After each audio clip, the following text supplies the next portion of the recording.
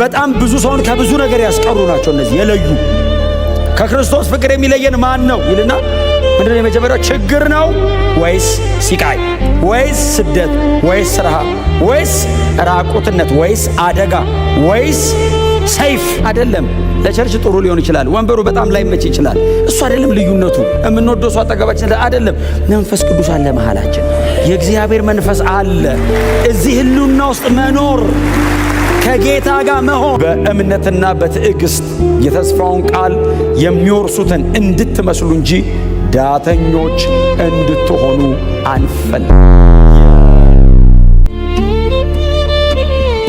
ዕብራውያን ምዕራፍ 6 ከቁጥር 7 ጀምሮ ዘወትር በእርሷ ላይ የሚወርደውን ዝናብ የምትጠጣና ለሚያርሷትን ፍሬ የምትሰጥ መሬት ከእግዚአብሔር በረከትን ትቀበላለች።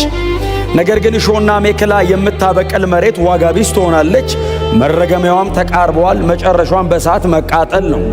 ወዳጆች ሆይ ምንም እንኳ እንደዚሁ ብንናገርም ከድኅነታችሁ ጋር የተያያዘ ታላቅ ነገር እንዳላችሁ እርግጠኞች ነን። እግዚአብሔር አመፀኛ አይደለም፣ እርሱ ሥራችሁን እንዲሁም በፊቱ ሆነ አሁን ቅዱሳንን በመርዳት ስለ ስሙ ያሳያችሁትን ፍቅር አይረሳም። የተሰጠው ተስፋ እስኪፈጸም ድረስ እያንዳንዳችሁ እንዲህ ያለውን ትጋት እስከ መጨረሻ እንድታሳዩ እንመኛለን። በእምነትና በትዕግስት የተስፋውን ቃል የሚወርሱትን እንድትመስሉ እንጂ ዳተኞች እንድትሆኑ አንፈልግም። የዕብራውያን ምዕራፍ 6 ላይ ባለፈው ሳምንት ቁጥር 4፣ 5፣ 6 የተናገርኩት አይደል?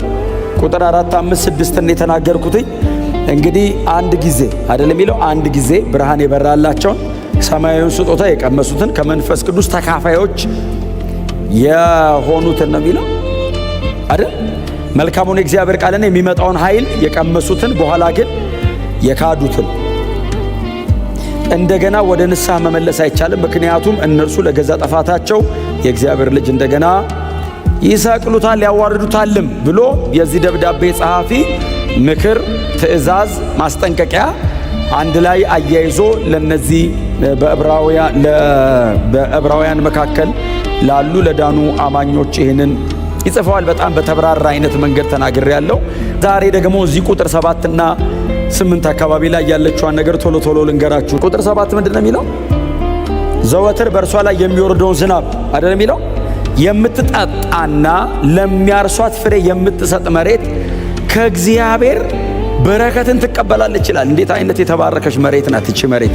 የሰው ልብ ነው አፍተሮል፣ ያው በመሬት የሚያቀርበው የሰው ልብ ነው። ጌታችን ኢየሱስ ክርስቶስ ምድር ላይ ባገለገለባቸው በእነዛ 3 ዓመት ተኩሎች ከሚያስተምራቸው ትምህርቶች መካከል የእግዚአብሔርን ቃልና የሰው ልብ ደግሞ እንደ መሬት ወይንም እንደ መልካም መሬት በተለያዩ አይ ቲንክ በ4 አይነት መሬቶች መስሎ የሰው ልብ አቅርቦት ያውቃል። የእግዚአብሔር ቃል ጄኒውን ነው። የእግዚአብሔር ቃል መልካም ነው። የእግዚአብሔር ቃል ዘላለማዊ ነው።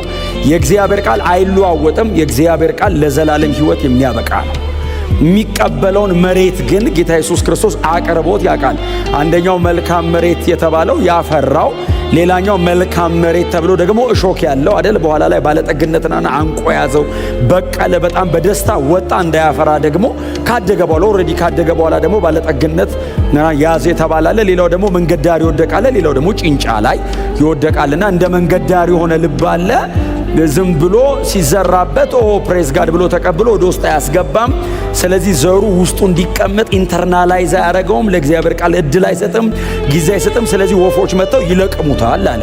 ጭንጫ ደግሞ አለ፣ ወደ ታች ማስገባት የማይችል በጣም ጠንካራ፣ በጣም አስቸጋሪ፣ በጣም ከባድ የሆነ ልብ አለ። እግዚአብሔር እንደዚህ አይነት ልብ ነው ብሎ አይተውም፣ ይዘራበታል። እስቲል ዘሩ እዛም ላይ ወድቋል። ባይዘው ዘሩ አልወደቀበትም አይደለም፣ ልቡ ጠንካራ ነው ብሎ አልተውም፣ ሞክሮታል፣ ልኮበታል። የእግዚአብሔርን ቃል ልኮበታል፣ የወንጌልን እውነት ልኮበታል። የተገለጠውን ፍቅር ኢንቨስት ከማድረግ እግዚአብሔር ተከልክሎ አያውቅም፣ ወደፊትም አይከለከልም። እስከ መጨረሻ ድረስ ፋይት የሚያደርገን እግዚአብሔር ነው። እና ግን በጣም እኔ ሁላችሁንም እንደሳያችሁ በእንደዚህ እንግዲህ በአንድ ዓመት ከምናምን ሳያችሁ በእውነት ያ ምንድነው 30 60 100 እጥፍ ያፈራው አይነት ናችሁ። እና ሁሉ እግዚአብሔር ይመስገን እና በእርሻ አስመስሎ ያቀርበዋል። እስቲል የዚህ ደብዳቤም ጻፊ ዕብራውያን ስለሆኑ እስራኤላውያን ስለሆኑ እርሻ አካባቢ አይጠፉም። እነሱ በጣም ከአግሪካልቸር ጋር በጣም የተቆራኘ ነው ህይወታቸው። ስለዚህ በጣም በቀላሉ አንደርስታንድ ሊያደርጉት ስለሚችሉ ከመልካም መሬትና ከሚቀበለው ነገር ጋር እያያዘ ቁጥር 7 ላይ ያቀርባልና መሬቷ በጣም ጥሩ መሬት ናት፣ በጣም መልካም መሬት ናት። እግዚአብሔር በላይዋ ላይ ኢንቨስት አረገባት ይላል። እንግዲህ በላይዋ ላይ የሚወርደውን ዝናብ የምትቀበል እምትጠጣ፣ ዝም ብሎ ሲወርድባት እየተቀበለች የማታፈስ እምትጠጣ፣ ተዛስ ለሚያርሱባት ደግሞ ፍሬ የምትሰጥ። ከቁጥር 1 እስከ 5 ሄዳችሁ ማንበብ ትችላላችሁ። እግዚአብሔር መጥቶ በነቢዩ ኢሳይያስ በኩል እስራኤልን ይሁዳን ይናገራታል አለ። እስራኤል ለኔ እንደ ወይን እርሻ አይደለችምን አለ እግዚአብሔር። ወይን እርሻ ናት እስራኤል ለኔ፣ ሕዝቤ ለኔ እንደ ወይን እርሻ ነው። እኔ ደግሞ ገበሬ ነኝ እና መጥቼ ያንን የቫይነር እንትኑን ምንድነው የወይን እርሻውን እኮተኩተዋለሁ አለ እግዚአብሔር። ነው እንግዲህ እየተናገረ ያለው በነብዩ በኩል። እኮተኩተዋለሁ ብቻ አይደለም፣ ፍግ አረግለታለሁ፣ ውሃ አጠጣዋለሁ፣ የሚያስፈልገውን ለማደግ ለማፍራት ለመለምለም የሚያስፈልገውን ነገር በሙሉ አድርግለታል አለ እግዚአብሔር። የኔ ድርሻ መኮትኮት፣ ማስተካከል፣ ማዘጋጀት፣ ማጠጣት፣ ሁሌ ከልቲቬት ማድረግ፣ ይሄንን አደርጋለሁ። እንደውም እኮ ለወይኔ ስፍራ ምን ያላረኩለት ነገር አለ እግዚአብሔር። አሁን እርሻው ራሱ ይጠየቃል። እግዚአብሔር ምን አላረገልም ሲባል ሁሉን አርጎልኛል፣ ላለማፍራት ምክንያት እስኪያጣ አይቻልም። በእግዚአብሔር ቤት ውስጥ ኖሮ አለማፍራት አይቻልም። ማፍራት ታምር አይደለም፣ ናቹራል ነው፣ ኖርማል ነው ማፍራት። ሰምታችሁኛል? አለማደግ ማደግን በጣም ረጅም ሳምንት ስለተናገርኩት አለማደግን እኔ አሁን በጣም እንደ ተአምር አላይም። ማደግንም እንደዛው። አለማደግ ህመም ነው። አለማደግ ልክ አይደለም። አለማደግ ጤንነት አይደለም። የማያድግ ነገር መሞት የጀመረ ወይንም የሞተ ነው። ማደግ ናቹራል ነው። ተቀብሎ መመለስ ናቹራል ነው።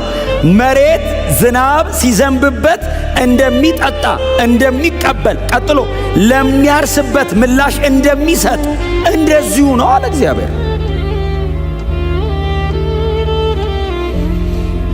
ኢሳይያስ 55 ቁጥር 10 ትዝ ይላችኋል። ስለ እግዚአብሔር ቃል የተነገረ ክፍል ነው።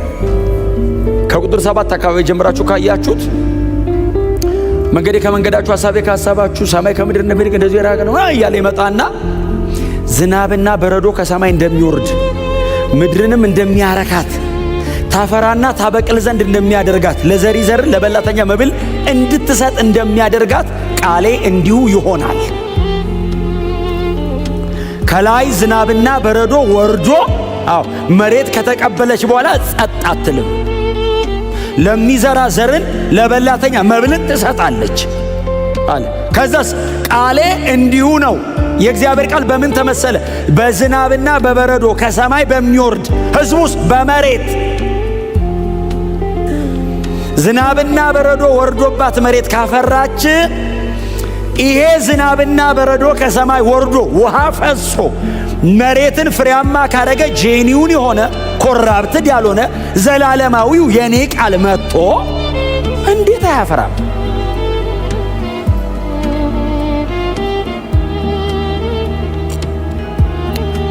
እግዚአብሔር ይመስገን።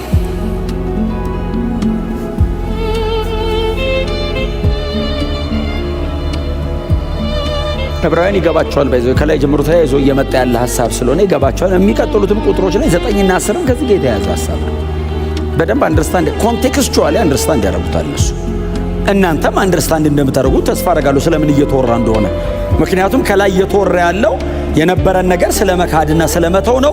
ስለዚህ አሁንም ሬዚስት እንዳያደርጉ ደግሞ ሜታፎሪካሊ በሌላ መንገድ ደግሞ መጥቶ እያስረዳ ነው። ይህ ሰውዬ አሁንም ስቲል እያስረዳቸው ነው።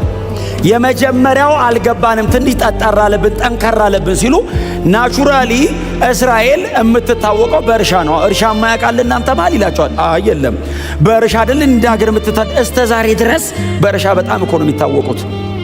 ታዲያ አሁን ደግሞ በዚህ መንገድ ላስረዳችሁ። ጎናችሁ አርሶ ለእግዚአብሔር ቃል ምላሽ ስጥ በሉት። እግዚአብሔር ገበሬ ነው። እግዚአብሔር ገበሬ ነው። የእርሻ ባለቤት ነው። እግዚአብሔር ገበሬ ነው። ምናልባት ለእናንተ በጣም በቀላሉ እንዲገባችሁ ዮሐንስ 15 ሁልጊዜ የምናወራው የእግዚአብሔር ቃል ክፍል ነው። ዮሐንስ 15 እግዚአብሔር ገበሬ ነው። መጽሐፍ ቅዱስ ላይ እናንተ እርሻ ናችሁ ካለ እግዚአብሔር ገበሬ ነው። ስለዚህ እግዚአብሔር እኔ ገበሬ ነኝ አለ። ገበሬ ሁሌ ምንድነው? ፍሩት ኦሪየንትድ ነው። ገበሬ ፍሬ ፈላጊ ነው። ባይዘው ለፍቶ አላ ገበሬ ፍሬ ሲፈልግ ባይዘው እንደ ውለታ እየቆጠረ አይደለም ፍሬ የሚሰበስበው። እንዴት የተባረከ ነው እያለ አይደለም የሚሰበስበው። ለፍቼ ይባላል እና ባታፈራ ነው የሚጨነቀው። ስለዚህ ፍሩት ኦሪየንትድ ነው ገበሬ። እግዚአብሔር አብ ገበሬ ነው፣ ፍሬ ፈላጊ ነው። ህዝቡ መሃል ይመጣል። ለምን? የለፋውን ልፋት ያውቃል። ግንድ ደግሞ አለ።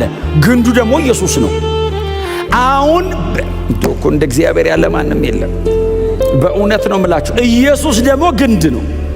እኔ ገበሬ ነኝ አለ እግዚአብሔር። አዎ ግንዱ ደግሞ ልጄ ነው አለ። እና እናንተ ደግሞ በግንዱ ላይ ያላችሁ ቅርንጫፎች ናችሁ አለ። አዎ ስለዚህ እኔ እግዚአብሔር መጥቼ ልጄ ላይ ግንዱ ላይ አምጥቼ አጣብቂያችኋለሁ አለ። አይሁዳውያን ሲያነቡት ቀጥታ የበቀሉ ናቸው ግንዱ ላይ። እኛ አሕዛቦች ስናነበው ትራንስፕላንት ተደርገን ወይራው ነው ግንድ ላይ ተጣብቆ የወይን ያፈራው። እኔን ትራንስፕላንት ነው ያደረገኝ። አይሁዳዊስ በፍጥረቱ አይሁዳዊ ነው። የዘር ግንዱ ከኢየሱስ ጋር ይገጥማል። ላይኔጁ የዳዊት ልጆች ናቸው። እኔስ ሙልጭ ያልኩ ኢትዮጵያዊ ነኝ። አይሁዳዊ በአብሮን ያደገው እላዩ ላይ ነው የወጣው። የገዛ ወገኖቹ ተብለዋል። እኔስ ይሄን እንደውም እኔ ብዙ ጊዜ እኮ እናገራለሁ። ሜቶክና ኮይኖን ያያልኩ እኮ እናገራለሁ። እግዚአብሔር ወደ ምድረ በዳ ሄደ ነው አይደል? አሁን የሮሜው ትምህርት እኮ እግዚአብሔር ወደ ምድረ በዳ ሄደ። ምድረ በዳ ሄደና ወይራ መሃል ገባ እግዚአብሔር። ባለፈው እኛ እኮ እንትን የምድረ በዳ ነን። የበረሃ እንትን ነው እኮ ወይራ ሄዶ አርጎ ይዞ መጣ። እንደ ግራር ቀንጥሶ ይዞን መጣ። ከዛ የወይኑ ግንድ መስቀል ላይ ተሰቅሏል እና ጎኑ ተበስቷል በጦር ደሙ ይወረድና ትኩስ ነው እና ያንን ቀንጥሶ ያመጣውን የወይራ ቅርንጫፍ አምጥቶ እዚህ ትኩሱ ላይ እንደዚህ ያጣበቀው። ከዛ ግጥም አድርጎ አሰረውና ትራንስፕላንት ያደረገው። ወይራው የወይን አፈራ። አለማፍራት አትችልም። መሬቱ በጣም ፈርታይል ነው። ግንዱ ኢየሱስ ነው። አሁን እግዚአብሔር ከመሬትም ከግንድም ጋር ጨርሷል። ግንዱ መስቀል ላይ ሞቶ አስደስቶ ጨርሷል። እግዚአብሔር አልቲሜትሊ ደስ ብሎ ጨርሷል በኢየሱስ። ምን አይነት ነው ተብሎለታል ኢየሱስ። አብ ከሰማይ እንደዚህ ደስ ሊያሰኘኝ የሚችል አልነበረም፣ ወደፊትም አይኖርም፣ ጨርሻለሁ ደስታዬን አለ እና ከግንዱ ጋር እግዚአብሔር ዲል አድርጎ ጨርሷል መስቀል ላይ። ከማጋ ነው ከዚህ በኋላ የሚያወራው? ከቅርንጫፍ ጋር። እግዚአብሔር አሁን ከኢየሱስ ጋር በምንም ጉዳይ አያወራም፣ ከኔ ጋር ነው የሚያወራው። አፈራ ወይ ነው የሚለኝ። ለምን? የግንዱን አቅም ያውቀዋል። እስኪሞት ነው ህይወት የሚሰጠኝ። እየኖረ አይደለም የሚያኖረኝ፣ እየሞተ ነው የሚያኖረኝ። እዛ ድረስ እኔን ለማኖር ይሞታል። እኔን ለማኖር ለእኔ ህይወት ለመስጠት የእሱን ትቶ ወደ እኔ ይልከዋል። እኔ ልሞትበት ስል ያንተን ሞት አምጣ ብሎ እኔን በሱ ህይወት የሚያኖር ነው ግንዱ። ግንዱ በዚህ መጠን የተገለጠ ነው። እስቲ አሜን በሏ። የክርስቶስ የመስቀል ሥራ ከአብ ቀኝ እስከ ሲኦል እኮ ነው የወረደው እኮ። በጣም ብትወጡ ከአብ ቀኝ በላይ አትወጡም። በጣም ከወረዳችሁ ከሲኦል በታች አትወርዱ። መሀል ነው የምንጫወተው። ፍቅሩ ጥግና ጥግ ነክቷል። እስቲ አሜን በሏ። እንዴ ከፍታ አይደል? በማቴማቲክስ እኮ ነው ጳውሎስ እኮ በመንፈሳዊ ቋንቋ እንዴት ያብራራው እና ማቲንክ ኤፌሶን ትንሽ የተማሩ ናቸውና በሂሳብ ከፍታው፣ ስፋቱ፣ ርዝመቱ ያው እኔ ሁሌ የሚገባኝ እሱ ኤፌሶን 4 ሁሌ ኤፌሶን 3 ሁሌ የሚገባኝ በአራት ወንጌላት ከፍታው ዮሐንስ ወንጌል ነው፣ ዝቅታው ማርቆስ ወንጌል ነው፣ ርዝመቱ ማቴዎስ ወንጌል ነው፣ ስፋቱ ሉቃስ ወንጌል ነው። ከፍታው ዮሐንስ ወንጌል ነው አይደል? ከሰማይ ወደ ምድር አይደል ዮሐንስ ወንጌል አይደል? በመጀመሪያ ቃልም እግዚአብሔር ነበረ። ትራንሴንደንት የማይደረስበት ምጡቅ የዘላለም አምላክ ማንም ሊደርስበት አይችልም። አይ ቲንክ ግሪካውያን ናቸው የሚጠቀመው። በጣም ክላሲካል ግሪክ ነው። ኖርማሊ ኮይኒ አይነት አይደለም። በጣም ክላሲካል ነው። ስለዚህ ሰማይ ያስነካዋል ሲጀምር እና ማንም ሊደርስበት አይችልም። እንደ ንስር ነው ወደ ላይ በጣም ሩቅ ነው ሲሉት ቃልም ሥጋ ሆነ አይደለም ይለው። ይሄ አምላክ ነው ብሎ ከሰማይ ከደመና በላይ ያኖረውን አምላክ ሥጋ ሆነ ብሎ በመካከላቸው ኢተርኒቲን ሂስትሪ ውስጥ ተከተተው እና ከፍታው ከላይ ወደ ታች የወረደው ዮሐንስ ነው። በጣም ዝቅታው ማርቆስ ወንጌል ነው። ማርቆስ ወንጌል ላይ ያለው ኢየሱስ የእግዚአብሔር አገልጋይ ነው። ማርቆስ 10:45 አይደል የማርቆስ ወንጌል ዋና መቀመጫ። የሰው ልጅ ሊያገለግል እንጂ ሊገለገል አልመጣም አለና እንደውም ነፍሱን ለብዙዎች ቤዛ አድርጎ እስኪሰጥ ያገለግላል አለ። እግር ማጠብ ብቻ ሳይሆን ሲያገለግላቸው እስኪሞትላቸው ነው የሚያገለግለው። እንደዚህ አይነት አገልጋይ ታይቶ አያውቅም። እየሞተ ሁሉ ያገለግላል ተብሎ በጣም ዝቅታው ነው። ርዝመቱ ደግሞ የማቴዎስ ወንጌል አይደለም። ክራይስት እኮ ማቴዎስ ወንጌል ማን ኦፍ ስክሪፕቸር ነው፣ የመጽሐፉ ሰው ነው። እና ኢየሱስ ማቴዎስ ወንጌል ላይ ብሉይ ኪዳንን ነው ወክ የሚያደርገው አይደል? ከዛ ከዘፍጥረት ጀምሮ እስከ መጣበት ድረስ ያለው እንዲህ የሚለው ቃል ተፈጸመ፣ እንዲህ ያለው ቃል ተፈጸመ የሚለው ማቴዎስ ወንጌል ማን ኦፍ ስክሪፕቸር ነው። ወደ ኋላ ብታየው ርዝመቱ ርዝመት እንዳይመስል፣ ስፋቱ ደግሞ የሉቃስ ወንጌል ነው። ለሰው ሁሉ የተገለጠ የእግዚአብሔር ማዳን የተባለበት ዩኒቨርሳሊ ኢየሱስ አይሁድን ብቻ ሳይሆን ዓለምን እንደሚያድን የተገለጠው ሉቃስ ወንጌል ላይ ነው። የአሕዛብ ወንጌል ነው ስፋቱ ሉቃስ ወንጌል። ማን ያመልጣል ከዚህ? እና እግዚአብሔር በዚህ መጠን ነው ልጁን የሚያየው። እንደዚህ አይነት ግንድን ያለኝ ይላል። አዎ ምን አይነት እድለኛ ቅርንጫፍ ነኝ! ለማፍራት ምንም አልተጠየኩም። ግንዱ ላይ መኖር ብቻ ነው የተጠየኩት። ተጓተት አላለኝም። ግንዱ ሆይ እባክህ እባክህ አልልም። መስቀል ላይ ሞቶ ዝርግፍ አድርጎታል ላይ ያልፈሰሰ ጸጋ የለም፣ ያልወረደ መንፈስ የለም፣ ያልተሰጠ ትምህርት የለም። እዚህ ውስጥ the whole counsel of God አለ። እግዚአብሔርን ከፈለከው ኢየሱስ ውስጥ አለ። ጸጋ ከፈለክ ኢየሱስ ውስጥ አለ። ምንም ነገር አለ። ግንዱ የሚነራል ችግር የለበትም። አንተ ማደግ ከፈለክ እስከ መጨረሻ የሚያሳድግ ብቃት ይሰጣል። በኋላ ላይ ነው አላፈራ ካለ ምናምና ያለው እንጂ ቁጥር 7 እኮ ትግሉ ምንድን ነው? ከእግዚአብሔር ዘንድ የተባረከች ናት እቺ መሬት። የመጀመሪያው ዘላለማዊው የእግዚአብሔር ፕሮግራም ምንድን ነው? ኢየሱስ ላይ ተጣብቄ በክርስቶስ ፍቅር ውስጥ ሆኜ እግዚአብሔርን ደስ እያሰኘው እንድኖር። አለማፍራት አይቻልም። ባላፈራስ የሚባለው ኦፕሽን የለም። ካላፈራ በሕይወት የለም። ማፍራትስ ውለት አይደለም ለእግዚአብሔር። እየኖርከ ነው ማለት ሕይወት አለ ማለት ነው። አንዳንድ ሰው በጣም ሲጸልይ ይገርማቸዋል። ለእግዚአብሔር ስል ለራስህ ነው። ለራሴ እኔ በጸልይ ለራሴ እኔ አንዳንድ ጸሎቷን ስትመጡ ብዙ ነገር አይዛችሁ ሆነ ሊያስቀር የሚችል ውጊያ ምናምን አይጠፋም። ክፉ ሰው አይጠፋም። እንዲሁም ደግሞ የወደቀ ዓለም ስለሆነ ደግሞ ኮራፕትድ ነው እንትኑ የሆነ ነገር ቸግታ አልፈ መጣ ስትመጣ ምንድነው እያሰብክ የምትመጣው? እኔ ለጌታ ስል እንትኑንም ተውኩት ለጌታ ስል። ከዛ መጣ ስትንበረከክ አባቴ ዛሬ ብቀር ኖሮ ትላለህ። ውለታው ይጠፋባል። ጎናቸው ሁሉ እንኳን ከጌታ ጋር ሆንክ እንኳን እዚህ ኖርክ በሉት።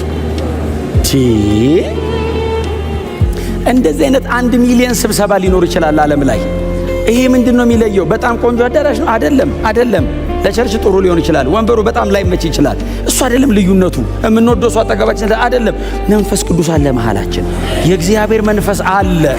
እዚህ ህልውና ውስጥ መኖር፣ ከጌታ ጋር መሆን። እኔ ምንድነው ቫልዩ የምታረግ? ከጌታ ጋር መሆን። እንዴ መንፈስ ቅዱስ ከሌለ የክርስቶስ ሕይወት ከሌለ እንደ ቸርች አሰልቺ ነገር አለ እንዴ? እማይገባ ጸሎት ረጅም ሰዓት፣ እማታውቀው መዝሙር ረጅም ሰዓት፣ እማይገባ የዘላለም ሕይወት እየተባልክ ትማራለህ። እኔ አንዷን ወር እንዴት ልጨርሳት ለሚል ሰውዬ በጣም ሁሉ ያሰለች። ስትነካስ ሲበራልስ ጾም ጸሎት አለ ሲባል ሮጠህ መተህ የሚያጸልዩ ሰውዬ ሳይመጣ ከዛ 7 ሰዓት ሲያልቅ ምን ነው አጣራ ተነክተህ ነው። ረጅም ነው አጥሮ አይደለም። የነካ ነገር አለ የሚፈነቅለ። እስቲ አሜን በሏ። ብትደክም ትበረታለህ። ባይዘው ከተነካ ኃይል ብታጣ ይሰጥሃል። የሆነ መንገድ ብትወድ ብድግ ያረጋሃል። የተነካ ሰው ኖሮ ሊሞት ሲል ይመለሳል።